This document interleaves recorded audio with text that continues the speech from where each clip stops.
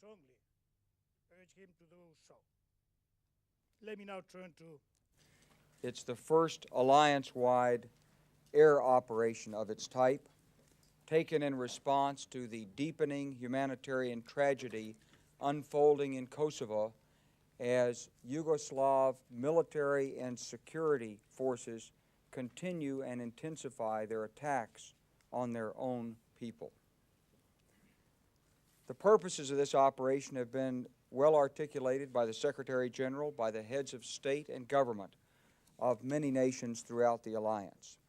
But the military mission is to attack Yugoslav military and security forces and associated facilities with sufficient effect to degrade their capacity to continue repression on the civilian populace and to deter further military and security actions against their own people. We aim to put his military and security forces at risk. We're going to systematically and progressively attack, disrupt, degrade, devastate, and ultimately, unless President Milosevic complies with the demands of the international community, we're going to destroy these forces and their facilities and support. In that respect, the operation will be just as long and difficult as President Milosevic requires it to be.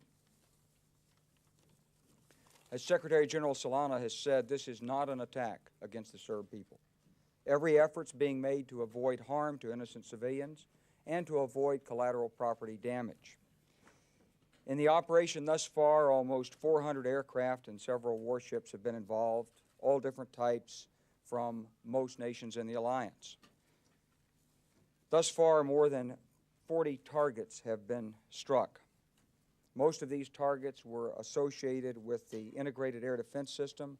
Other targets included command and control facilities, some facilities associated more directly with the Yugoslav military and ministerial police forces, and a few military support facilities. What we're targeting are military and security forces.